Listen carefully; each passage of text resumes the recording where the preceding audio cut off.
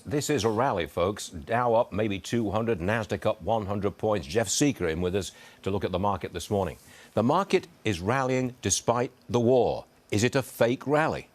I honestly, Stuart, believe it's a fake rally. And I think, the war, except to the impact that the war has on oil prices and whether Iran and the expansion of the war, the market is not going to be overly focused on that.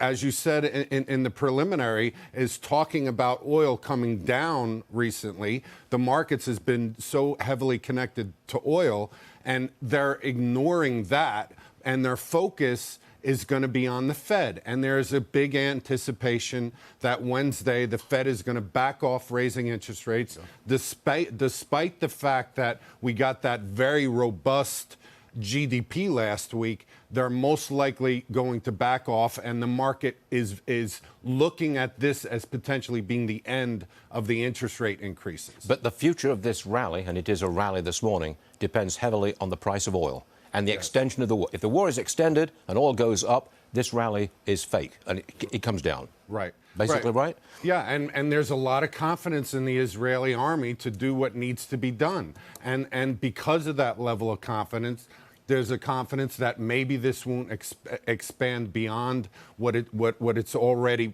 become, which gives people a level of maybe we won't get involved, maybe Iran will stay back on their heels. That's all up in the air. Sure. That's why it puts us in a very vulnerable position. But historically, when the shooting starts, I keep using that expression, but when the shooting starts, stocks go up. Yes. Because they predict a victory of the side that we back. That's basically it. Correct. Let's get to Apple. They report Thursday. What's that going to do to the tech stocks? Well, if you look at what I can call the formerly magnificent seven that have been down close to 20%. We're still doing okay, Jeff. Yeah, but they're still doing okay in what they've gone up in the past few years. This is just a blip on the screen in terms of their declines. Apple is important.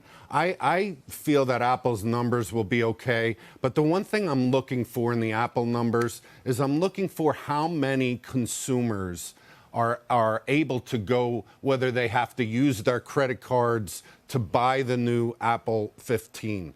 And because we're seeing all this massive consumer debt, over $1 trillion that people are paying 22 to 28% interest on, are they using their credit cards to buy new Apple phones, to upgrade their phones? I think Apple is, in so many ways, we've said it before on this show, that as goes Apple, so goes the market.